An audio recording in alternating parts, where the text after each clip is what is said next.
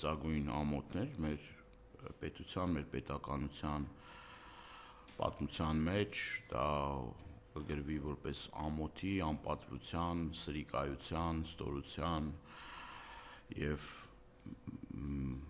այն ամեն ինչ որ կատարվեց Մայրաթոռում, այդ բարբարոսական հարձակումը ահավոր մի պատկեր էր, նախորդ պլանավորած, կազմակերպված իշխանությունների կողմից եւ այդ կազմակերպչական ամբողջ process-ը իրականացվել է իշխանական լծակների, ամբողջ պետական ռեսուրսների լի օգտագործմամբ, ինչ տեղի ունեցավ մեր հայրենակիցները սրա մասին պիտի մենք շատ խոսենք եւ մեր հայրենակիցները պիտի իրական պատկերը իմանան խայտարակվելով Գյումրիում սրա մասին շատ ենք խոսել, շատ չեմ ուզում խորանանք Գյումրու դեպքերի վրա խայտարակվելով Գյումրիում իրենք որոշեցին, որ այդ խայտարակությունը քողարկելու համար պիտի այս հրեշավոր ծրագիրը իրականացնեն։ Այս հրեշավոր ծրագրի իրականացման կարկառուն ներկայացուցիչները մեծ ցավով եմ սա ասում, դա տիրադավ եպիսկոպոսներն են, հերձվածները, իրենց ուխտը դրժածները,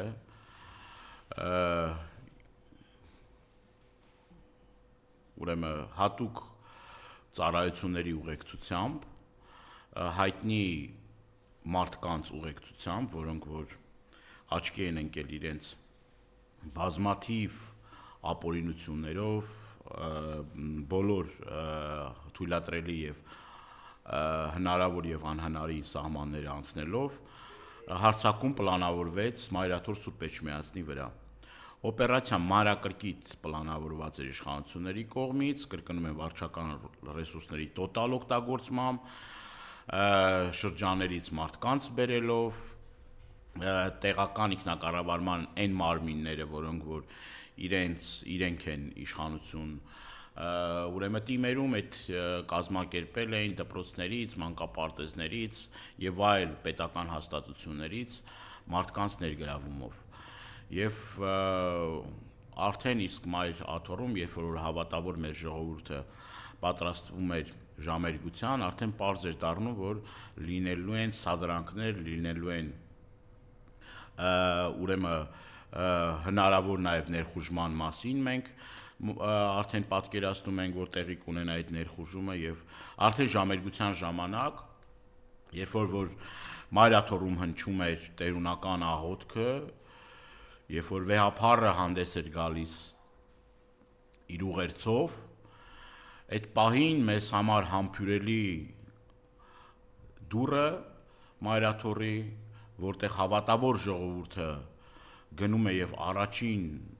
իր մուտքը, առաջին, այսպես ասած, գործը, որ անում է հավատավոր հայ մարդը, դա այդ սուրբ դուռը համբուրելն է, այս ճիվաղների հրահրումով, դրդումով, ամբողջ այդ խաժամուժի ուրեմն հարձակումով, ես խնդրում եմ նաև կադրերը տեղադրեք, եւ ԿՊ կարկառուն ներկայացուցիչները եւ տեսնում եք, որ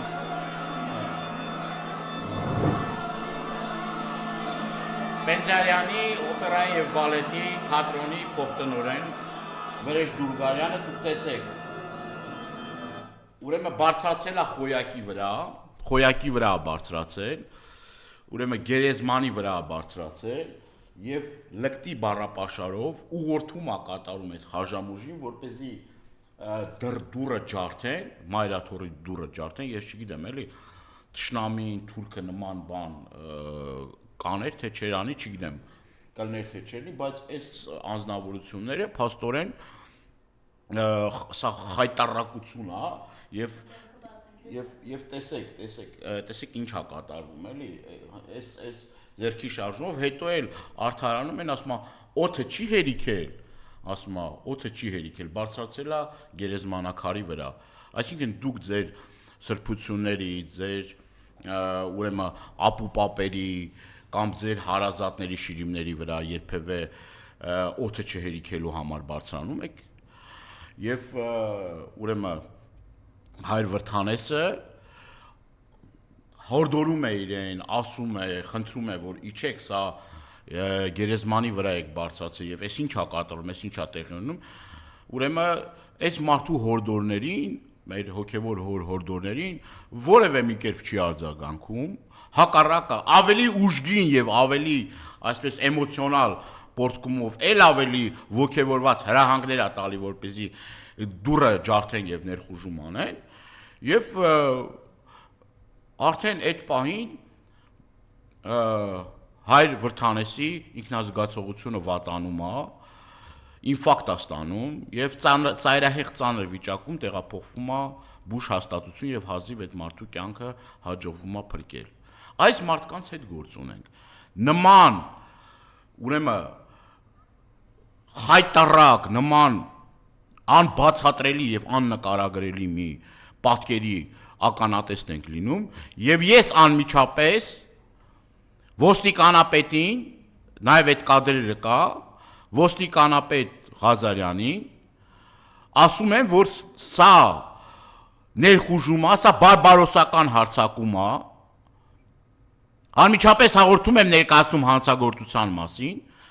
ու սիրելի հայրենակիցներս, ամեն ինչը տեղի է ունենում ոստիկանական հարյուրավոր, եթե ոչ հազարավոր ոստիկանների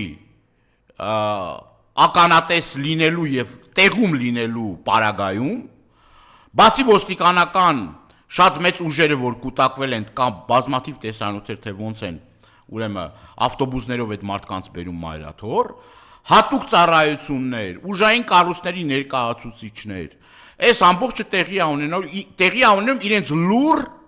համաձայնության եւ թողտվության ներքո։ Իդեպ այս թեմայի հետ կապված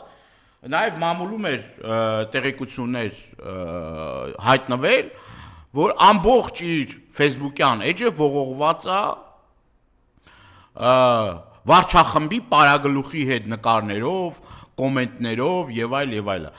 Եթե մի ընդդիմադիր մշակութային գործիչ, եթե մի ընդդիմադիր ուսուցիչ կամ պետական աշխատող որևէ մեկի նկարին, ընդդիմադիր գործիչի նկարին հավանություն արժանանա, այսինքն լայք դնի, այդ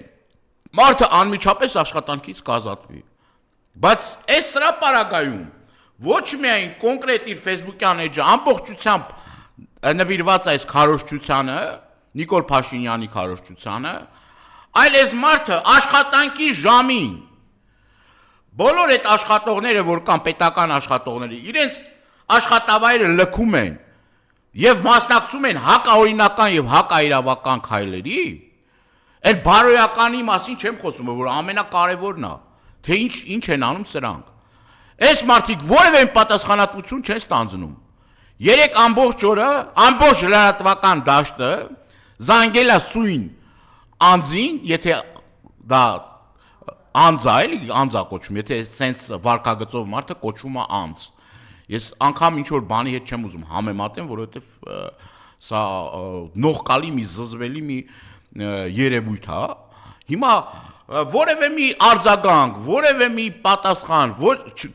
որևէ մի զանգերին պատասխան չի հնչում։ Որևէ մի բացատրություն չի հնչում։ Եվ իր բարեկամը, որը տնօրենն է, ասում է, որ դե օդը չի երիքել մարդու, ասում է, բարձրացել է գերեզմանակարի վրա։ Սա օդը չհերիքելու պատկեր, հələ սրա դեմքին նայեք, հələ սրա ձեռքերի շարժումներին նայեք, հələ սրա ոգևորությանը նայեք, սրա պղծվածության աշճանը նայեք։ Ինչպես ասում էր Նժդեհը, հայի տականքին երևի աշխարհը ոչ մի տեղ չկա։ Այսինքն այս տականքներն են, որ ուրեմն հիմա էլ զբաղեցնում են բարձր պետական պաշտոններ, ստանում են բարձր աշխատավարձներ եւ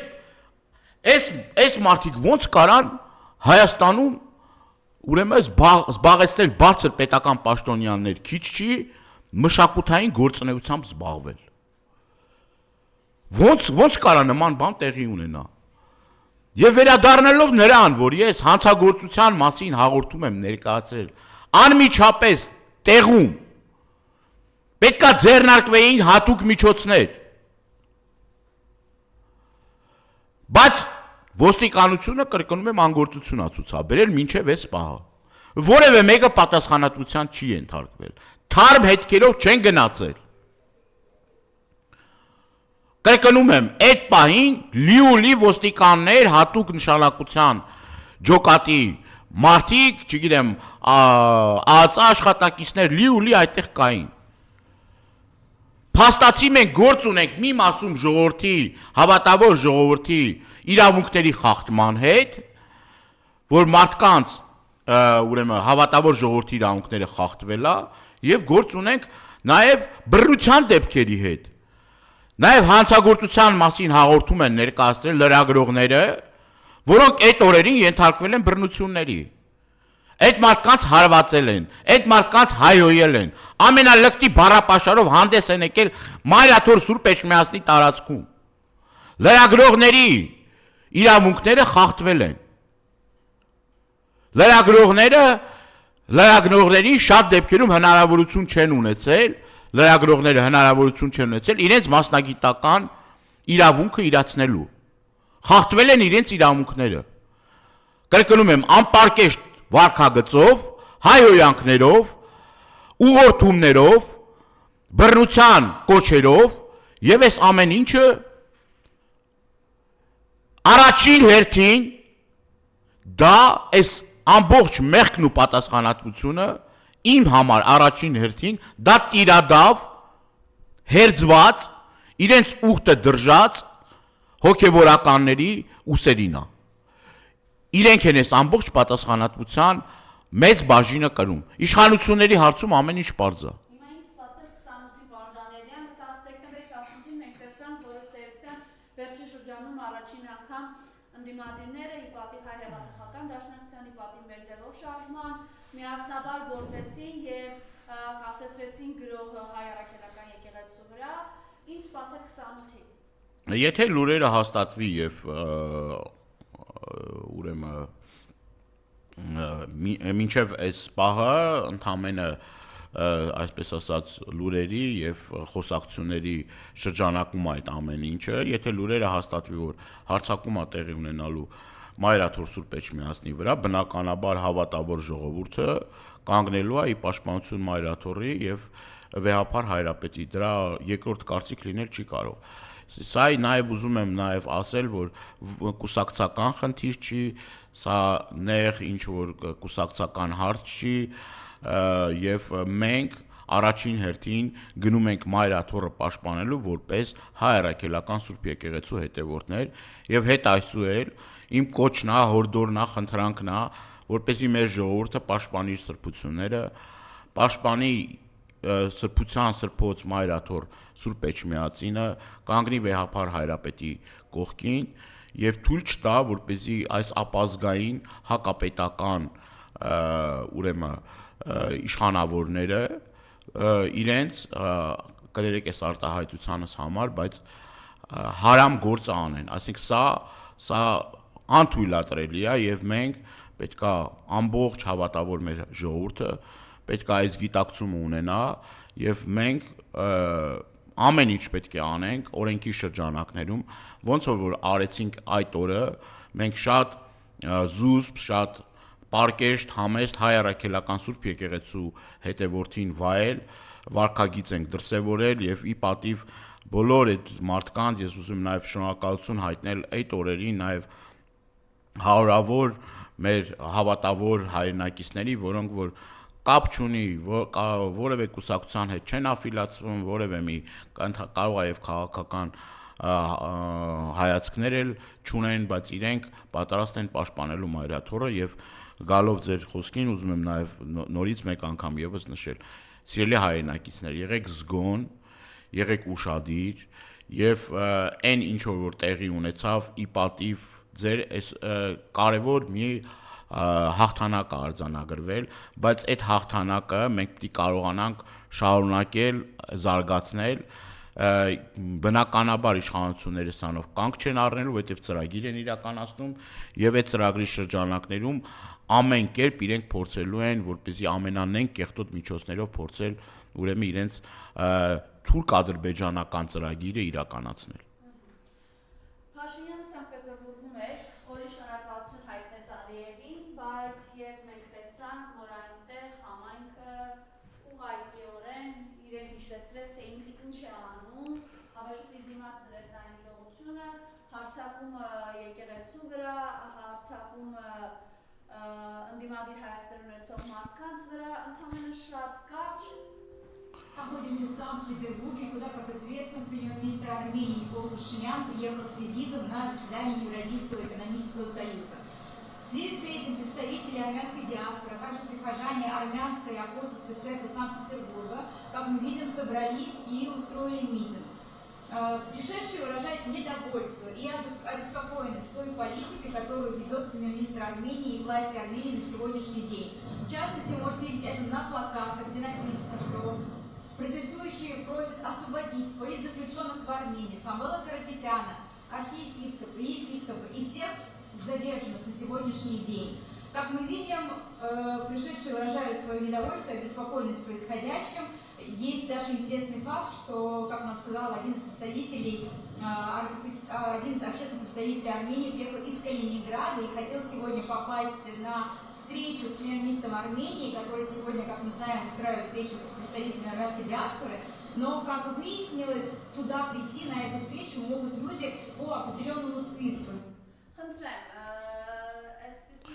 Ի պատիվ մեր հայրենակիցների, Սանկտ Պետերբուրգում գտնվող մեր հայրենակիցների, իրենց բողոքի ձայնը բարձրացրեցին, ապօրինի ձերբակալված ազգային բարերար Սամվել Կարապետյանի, Բագրատ Սրբազանի, Միքայել Սրբազանի, Մկրտիչ Սրբազանի, Արշակ Սրբազանի, մնացած բոլոր քաղբանտարկյալների եւ նրանք պահանջում են անհապաղ ազատ արձակում։ Գիտեք, որ դրանից հետո հանդիպում է կազմակերպվել ուրեմն համայնքի հետ, այդտեղ գտնվող մենք նաև տեսանք կարճ մի տեսանյութ, որտեղ որ սակավաթիվ մարդիկ էին հավաքվել եւ մի զգալի մասը ուրեմն ուսանողներ էին, այդ փոքր խմբի զգալի մասը ուսանողներ էին, չգիտենք այդ ուսանողները որտեղից էին, բայց ամենայն դեպս շատ ուրեմն խայտարակ ընտրովի համակարգով են ներկա գտնվել այդտեղ մարդիկ, ասինքն փորձել են յուրայիններին, դեսպանատան աշխատողներին, մենք գիտենք, որ առաջին շարքում նստած էին փողվարչապետը, տարբեր պաշտոնյաներ, այսինքն պատկերը մի խայտարակ պատկեր էր, որը ցույց է տալիս, որ Ռուսաստանում, մասնավորաբար Սանկտ Պետերբուրգում հայ համայնքը տոտալ մերժել է Նիկոլ Փաշինյանին եւ հակառակը նաեւ ոչ միայն մերժել է, այլ պահանջներ է դրել եւ ստիպել է, որպեսզի ազատ արձակեն բոլոր քաղբանտարկյալներին։ Նաեւ այդ հանդիպման հետ կապված ես ուզում եմ նաեւ նշել այդ խայտարակ ես չգիտեմ, ես որպես հայ մարդ առաջին հերթին ոչ թե որպես падգամավոր, ոչ հանրային գործիչ, այլ որպես հայ մարդ ես ամաչում էի, ես ուղղակի ամոթից, չգիտեմ, էլի գետինն էի մտնում, որ մեր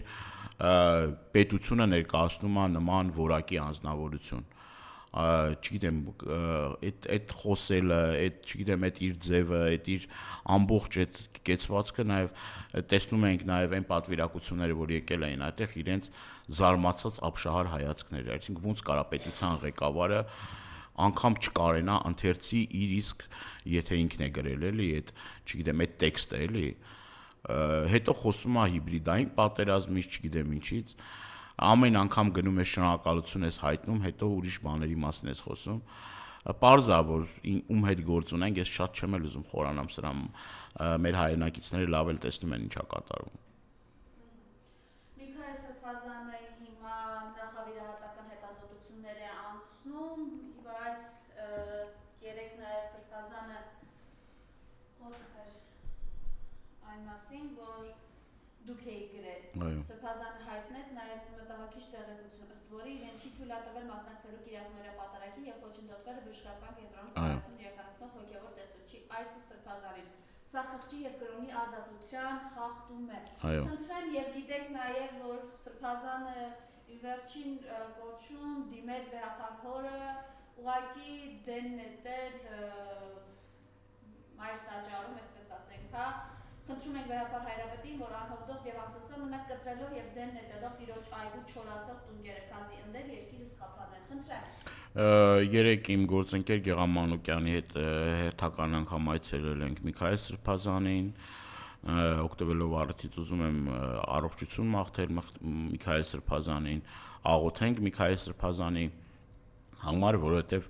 բժշկական այս կուրսերը անցնելուց հետո, այս հետազոտությունները անցնելուց հետո պետք է վիրահատության ենթարկվի Պատվելի Սրբազանը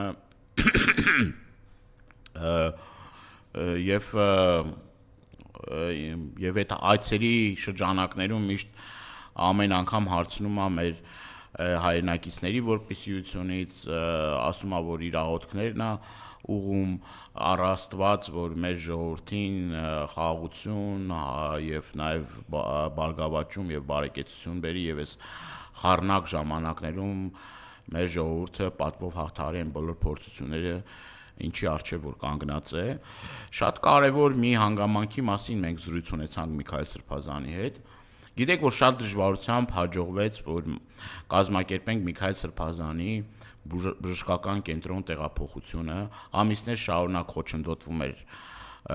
խոչընդոտվում էր իր բուժվելու իրավունքը եւ մենք ամեն ջանք գործադրեցինք, որպեսզի Միքայել Սրբազանի վիրահատությունը տեղի ունենա եւ ի վերջո նաեւ օգտվելով արդի շնորհակալություն եմ հայտնում բոլոր այն մարդկանց, որոնք որ մտահոգվում են Միքայել Սրբազանի առողջական վիճակով, խոսում են իր մասին, իրենց գրառումներով, իրենց տեսակետները արտահայտելով, իրենց աղոթքներով, դա շատ կարեւոր է, այդ ապրումակցումը միմյանց նկատմամբ կարեկցանքը, մտահոգությունը եւ ամենակարևորը այդ խնդիրների, այդ հարցերի բարձրաձայնում անչափ կարևոր նշանակություն ունի անազատության մեջ գտնվող մեր բոլոր հայրենակիցների համար, թե ազգային բարերար Սամվել Կարապետյանի, թե Սրբազանների, թե բոլոր այն տղաների, որոնք որ հիմա անազատության մեջ են, կարևոր է ձեր տեսակետը, սիրելի հայրենակիցներ, ձեր զորակցությունը եւ հանրային դաշտում պետք է անընդհատ խոսենք այս թեմաների մասին։ Հատկապես առողջություն եմ ուզում մաղթել նաեւ Բագրատ Սրբազանին, որը էլի ունի առողջական խնդիրներ եւ սրա մասին առաջիկայում նորից էլի կխոսենք, ասենք, բայց մի կարևոր հանգամանքի վրա ուզում եմ ձեր ուշադրությունը սևեռել, ուրեմն ինչ է տեղի ունեցել Իզմիրյան բժշկական կենտրոնում, որտեղ որ բուժում է ստանում Միքայել Սրբազանը։ Միքայել Սրբազանը որպես հայ առաքելական Սուրբ Եկեղեցու arczepiskopos Պատվելի Սրբազան, գիտեք, որ բժշկական կենտրոնում կա հոգևոր տեսուչ, որը ամեն կիրակի պատարագ համատուցում եւ պատկերացնում եք հայ առաքելական Սուրբ Եկեղեցու arczepiskoposին հնարավորություն չի տրվում, որպեսզի կամ այցելեն իր սենյակ, ինքը մասնակցի պատարագին, կարևոր է հավատավոր մարդու համար, հավատացյալ մարդու համար, հատկապես arczepiskoposի համար անչափ կարևոր է կիրակնորյա աղոթքը, անչափ կարևոր է կիրակնորյա պատարագը։ Որևէ մի կերպ հնարավորություն չի եղել, որպեսզի կազմակերպեն այդ ամեն ինչը։ Պատկերացնում եք, կրկնում եմ, բուժ հաստատությունում կա հոգևոր տեսուչ, որը եւ հնարավորություն ունի այցելելու հիվանդանոցում գտնվող յուրաքանչյուրին եւ աղոթելու այդ մարդու առողջության համար եւ պատարագ համատուցում։ Միքայել Սրբազանին արգելել են, հնարավորություն չեն տվել, սրանով իսկ այդ կեղտոտ, այդ մերկանցիլ, այդ քենախնդիր պահվածքը, որ կա իշխանությունների կողմից, մեկ անգամ եւս ապացուցում է իրենց ճղճիմության, իրենց ստորության աշճանի մասին։ Ոնց կարելի է մարդու զրկել իր համար կյանքի ամենակարևոր դրվագներին, ամենակարևոր ուրեմն իր համար ամենակարևոր գործերին, որը որ մեր համարվում է աղոթքը կիրակնորյա, այդ հնարավորությունից զրկել։ Եվ այս իշխանությունները գնացել են նաև այդ ստոր քայլին։ Պատկերացնում եք եկեղեցու բարենորոգողներ կոչվածները, ասում են բարենորոգողներ,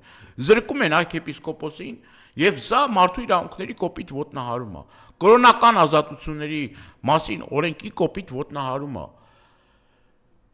Սրբազանը անգամ ասել է, որ եթե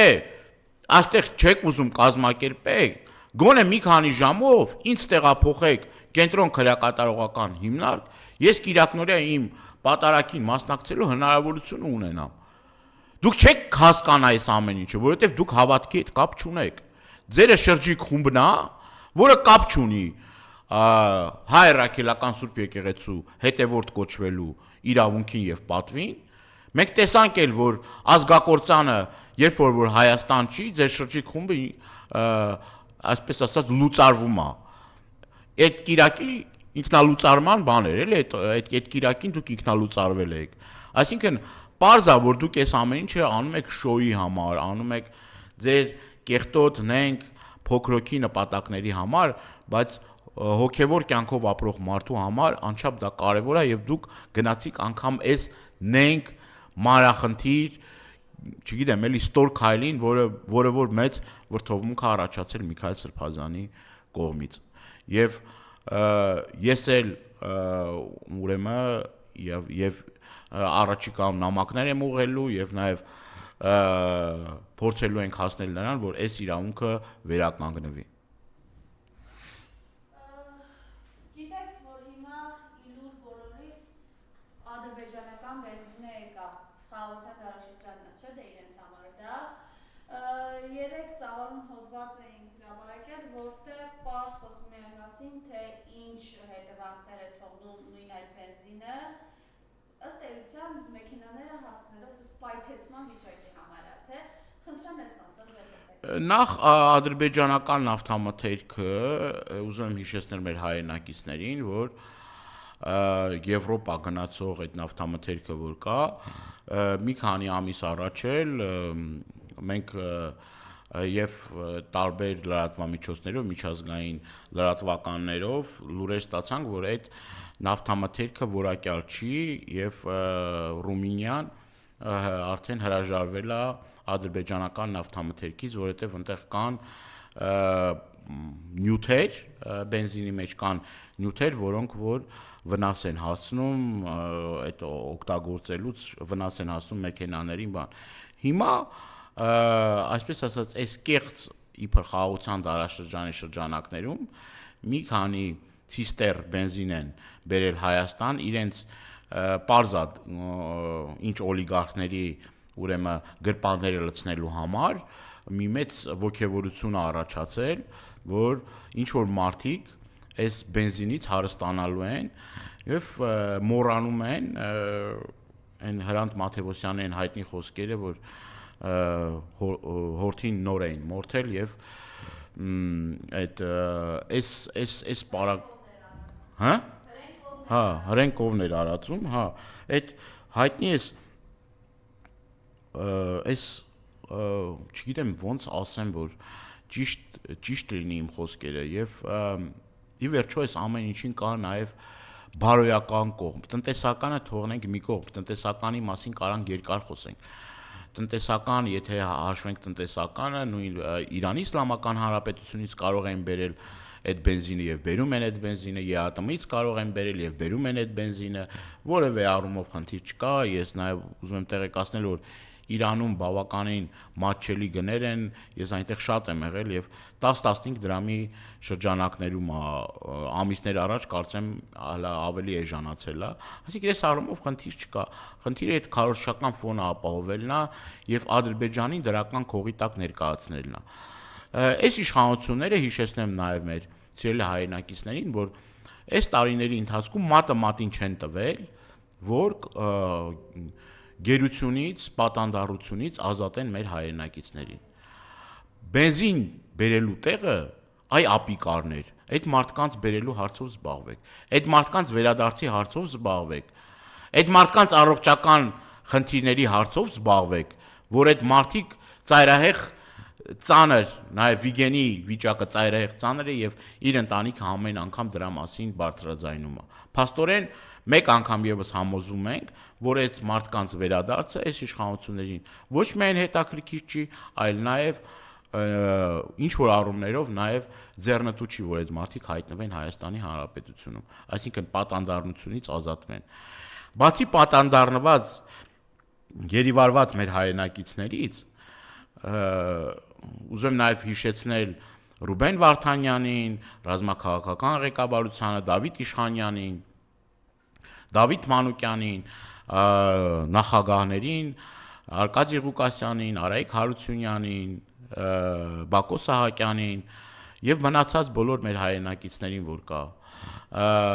Բացի այդ մարդկանցից կան նաև այլ մարդիկ, որոնք որ պատանդառնված են։ Այս ամեն ինչի հետ, որ ազգային մյուս բարերարը Բաքվի բանտում Ռուբեն Վարդանյանը, որը մեծ ավանդ ունի մեր երկրի պետականության շենացման գործում, տնտեսության գործում, նաև մի շատ կարևոր հարցեր կա։ 200-ից ավելի մեր հայրենակիցներ շարունակում են մնալ անհայտության մեջ։ Շարունակում են այս մարդկանց ընտանիքների պայքարը, որպեսզի կարողանան որևէ մի լուր տեղեկություն ստանան եւ այս ընթացքում ելի այդ մարդկանց բոլոր խնդրանքները, պահանջները, հորդորները որևէ մի կերպ իշխանությունների կողմից պատշաճ գնահատականի չեն արժանացել, այսինքն այս մարդկանց հարցով որևէ դրական առաջընթաց չկա։ Լուր չկա, այդ մարդիկ ինչ են, ինչ վիճակ կա, ինչ տեղեկություններ կան։ Ես բազմաթիվ անգամներ հանդիպում եմ ունեցել անհայտության մեջ գտնվող մեր հարգելի սիրելի ծնողների, ընտանիքի անդամների հետ եւ նրանք չափազանց հիասթափված են իշխանության պահվածքից եւ ասում են, որ իշխանությունը մատը ինչի տալիս է հանգամանքների հետ կապված։ Ես նաեւ ուզում եմ հիշեցնել, որ Հայաստանի Հանրապետության սուվերեն տարածքներից մինչև այսօր օկուպացիայի տակ է հարյուրավոր կիլոմետրեր, քառակուսի կիլոմետրեր Ադրբեջանի կողմից։ Էլի այս առումով որևէ մի առաջընթաց չկա։ Թրիպի ուղի կոչվածի հարցով Եվրոմիությունը բանակցում է, հայտարարություն է տարածել, որ բանակցում է Ադրբեջանի հետ, բանակցում է Թուրքիայի հետ, բանակցում է Ամերիկայի Միացյալ Նահանգների հետ, բայց որևէ մի խոսք չկա Հայաստանի մասին։ Այսինքն Հայաստանը այսօր դարձել է որփի գլուխ եւ ոնց ուզում Հայաստանի հետ այդպես էլ վերաբերվում են։ Ես ուզում եմ նաև հիշեցնել, որ կեղծ ապօրինի սահմանազատում, սահմանագծում կոչվածի, բայց իրականում հայրենահանձնման օրինակները, որ իմ հայրենի տավուշում էին, որ տվեցին ուրեմն գյուղեր, ռազմավարական նշանակություն ունեցող տարածքներ, բարձունքներ, հիմա էլ խոսվում է էլի նոր տարածքների հանձնման, Ադրբեջանին հանձնման մասին։ Մեր որոշ հայրենակիցների հիշողությունը շատ կարճ է, բայց ես ուզում եմ ձեզ հիշեցնել, սիրելի հայրենակիցներ, որ ընդամենը օրեր առաջ նույն Ալիևը, բռնապետ Ալիևը խոսում էր Հայաստանի Հանրապետություն մեքենաներով գալու մասին, ասում էր, որ մենք այլևս կգնանք ոչ թե տանկերով, այլ մեքենաներով։ Ինչ է մեր նպատակը, մեր ժողովրդի հավաքական հիշողություն այդքան կարճ է, որ մենք ուրեմն պետք է համերաշխ լինենք, որ արդեն հաջորդ քայլն լինի Հայաստանի Հանրապետությունում սոկարի բենզալցակայանների հայտնվելը։ Մենք ուրանում ենք այդ ամեն ինչը։ Հիմա Արցախում մեր պատմամշակութային կոթողները ավիրվում են, մեր եկեղեցիները ավիրվում են, մեր սրբավայրերը ավիրվում են։ Ադրբեջանի կրթական ծրագրերում իրենց մատաղ սերնդին կրթում են հայատյացության, ֆաշիզմի դրսևորումներով։ Մենք տեսնում ենք այդ տեսանյութերը կա թե ոնց են բեմադրում այդ, չգիտեմ, այդ զզվելի այդ տեսարանը ոնց պետք է վերաբերվեն հայ երիտասարդի հետ։ Մենք մոռանում ենք, որ Ալիևը հայտարարում է Գյոքչան, կներեք այս անվանումը ասելու, բայց իրենց ասածն եմ ասում, Սևանը Գյոքչան անվանելով, Վարդենիսը Բասարքեչար անվանելով, Հայաստանի Հանրապետության տարբեր տարածքներ անվանելով ադրբեջանական։ Մենք մոռանում ենք այն ID քարտերը, որ բաժանվել է Ադրբեջանում, Հայաստանում բնակեցման համար։ Մենք այդ ամեն ինչը մոռանում ենք։ Մոռանում ենք, որ Երևանը մի քանի օր առաջ Երևան էին անվանում եւ խոսում Հայաստանի Հանրապետությունում միջետներ կառուցելու մասին, իրենց հոգեվոր առաջնորդը եւ նաեւ տարբեր պաշտոնյաներ։ Եվ ո՞նց կարա մեր հիշողությունը այդքան կարճ լինի։ Ո՞նց կարող ենք մենք հավատալ թշնամի նենք բարբարոս այդ ստահակներին, որոնց նպատակը Հայաստանի Հանրապետության վերացումն է։ Եվ ուրախանալ հրճվել մի քանի ցիստեր բենզին Հայաստանի Հանրապետությունում հայտնվելու։ Լավ ո՞նց հասանք այս մակարդակին, ո՞նց հասանք այս օրին։ Ինչ որ մարդկանց գրպանները լցնելու համար մոռանալով ամեն ինչ։ Սրբություն, արժեքներ, պատմական հիշողություն եւ սա ներկայացնել որպես հայ-ադրբեջանական, չգիտեմ, փառավոր մի ձեռքբերում կամ ճանապարհների ապաշրջափակում կամ եւ այլն։ Սիրելի հայրենակիցներ, եւս մեկ անգամ կոչ եմ անում չտրվել այդ բոլոր այդ մանիպուլյացիաներին, քարոզչական այդ հոսքերին, որ կա, եւ վերջում շատ կարեւոր մի բան եմ ուզում։ Վերջ, պարոն Հադերյան, տեսեք, ես կուզեմ այս իրողությանները անդրադառնալ։ 4 միլիոն 800 հազարական դրամ կստանան նախարարի 3 տեղականները, 2 միլիոն 600 հազարական դրամ նախարարի 2 խորհրդականները, վարչությունների պետերը, մամուլի քարտուղարը, քարտուղարության պետը, ռազմաբժշկական փորձաքննական կենտրոնի պետն ու եւս մի քանի հոգի։ Միայն այս խմբի պարգևավճարի ընդհանուր գումարը կկազմի 146 միլիոն 296 հազար դրամ։ Գրում է հրապարակը։ Խնդրեմ։ Ես ուզում եմ հիշեցնել, որ պետական թալան է տեղի ունենում։ Ես ուզում եմ հիշեցնել նաև, որ այսօր քաղաքապետարանում էլի մի որոշում ընդունվեց, որ ըստ այդ որոշմամբ մեր հայրենակիցները ուրեմն կարմիր գծերը շարունակելու են էլի թանկ վճարել, այսինքն այն տասնապատիկ անգամ թանկացումները, որ կային, որը որ որևէ մի կերպ չի փոխել մեր հայրենակիցների կյանքը, ավելի վատն է դարձել, ավելի լավը չի դարձել, մեքենա ունեցող մարդկանց մասին է խոսքը։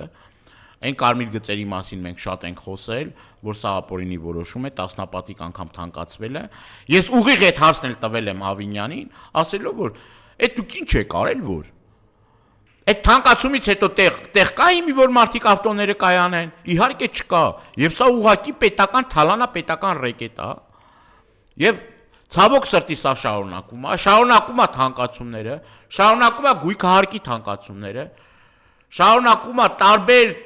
տարբեր տեսակ հարկատեսակների ուրեմն ավելացումը մեր հայրենակիցների, գները ահավոր ձևով ուրեմն օր-օրի ժամ առ ժամ գների թանկացումը եւ մեր հայրենակիցները շիվարած չգիտեն ինչ անեն, այդ թոշակառուն որ 40,000 դրամ թոշակ աստալում, չգիտի կոմունալ վարձերը տա, թե առաջին անհրաժեշտության ապրանքներն առնի, բայց այս ամբողջ այս ընթացքում իրենք ոչ մի իրենց դրամական հնարավորությունից չեն զրկել, պարգևավճարներից չեն զրկել։ Այս ընթացքում ուրեմն իրենք շարունակել են հարստանալ, այս ընթացքում շարունակել են հակապետական գործունեությունը եւ նաեւ ուզում եմ ձեզ հիշեցնել, որ այս ընթացքում բացի այս թանկացումները, որ տեղի է ունեցել, որը բավականին զգալի ազդել է մեր հայրենակիցների վրա, որևէ մի աշխատավարձի բարձրացում տեղի չի ունեցել։ Բացի այն, որ թոշակների բարձրացում չի տեղի ունեցել, նաև աշխատավարձների բարձրացում չի եղել, 100 հազարավոր մեր հայրենակիցների, որոնք որ աղքատության ուրեմն ճիրաններում են։ Վերջերս էր կառավարության նիստին մի կարևոր բանի մասին եմ ուզում խոսել։ Կառավարության նիստին վարչապետի աթոռը զբաղեցնող անձը հայտարարում է ուշադիր սիրելի հայրենակիցներ, որ մի ձևը գտեք այդ խանութը փակելու։ Հայաստանի Հանրապետության վարչապետը կառավարության նիստի ժամանակ ուղիղ ցուցում է տալիս խանութ փակելու։ Պատկերացնում եք։ Վարչապետ կոչվածը ուղիղ ցուցում է, ասում է ձևը գտեք, այսինքն գնացեք ինչ ուզում եք արեք։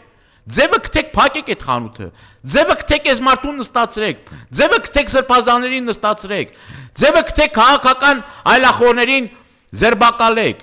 Ձևը գտեք կոմպրոմատները գտեք։ Ձևը գտեք պատարակը զեղչեք։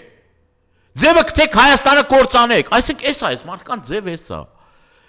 Ձև գտել եւ ինչքանով որ հնարավոր է վնաս տալ քաղաքացիներին, մեր հայրենակիցներին։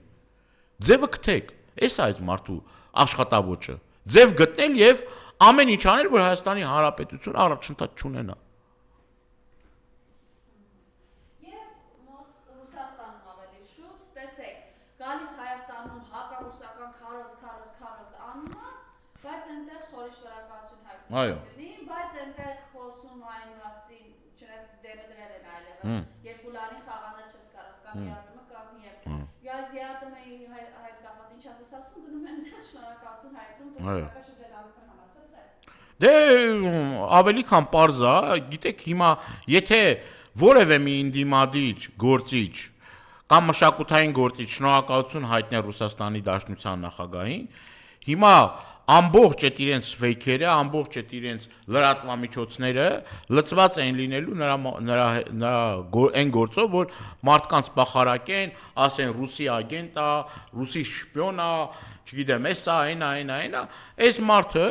գնում է գալիս է Հայաստան սկսում բողոքել եւ իր պրոքսի ուժերը ամբողջ օրը օր ու գիշեր զբաղված են նրանով, որպեսզի ցեղ շպրտեն այն մարդկանց վրա, որոնք որ կողմ են նրան, որ Հայաստան-Ռուսաստան հարաբերությունները զարգանա, ինքը գնում խոնարհվում եւ չգիտեմ իր այդ կոտրտված ռուսերենով շնորհակալության հիթ շքերթա այո, հա, Վլադիմիրը ասելով շնորհակալություն հայտնում Ռուսաստանի Դաշնության նախագահին, կարևորում ԵԱՏՄ-ի նշանակությունը, ինչ կարևոր է եւ այլն մեկ մյուս։ Ասեք սա երեսպաշտություն է, էլի։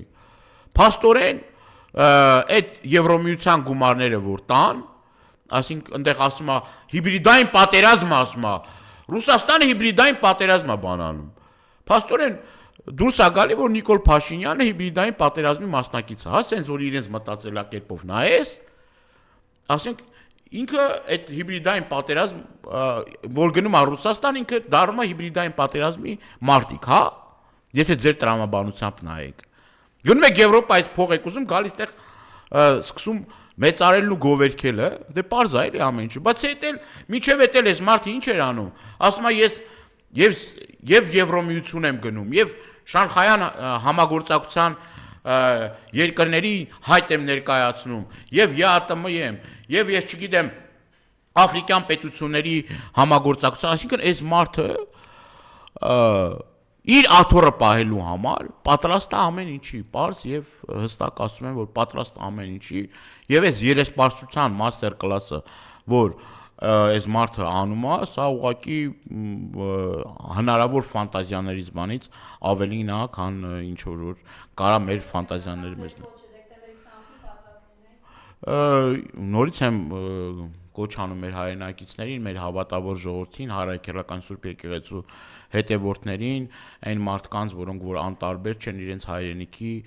համար, այն մարդիկ, որոնք եկեղեցին իրենց համար սրբության սրբոց է, որ մեր սիրելի հայրենակիցները իրենց մասնակցությամբ, խաղաղ մասնակցությամբ մեր հավատավոր ժողովուրդը խաղաղ են, հանգիստ են, կիրթ են, մեծ բարություն կա նաև այն հավատավոր ժողովրդի, որոնց որ ես տեսել եմ, այդ բարությունն ու ներողամտությունը նաև կա վեհափառ Տիրոջ կողմից, մեր սրբազանների կողմից, բայց պաշտպանելով Մայր աթոռը, պաշտպանելով Հայրաքելական Սուրբ Եկեղեցին, դուք պաշտպանում եք ձեր ծնողներին, ձեր ինքնությունը, ձեր տունը, ձեր շիրիմները, ձեր սրբությունները, ձեր արժեհամակարգը, ձեր պատիվը եւ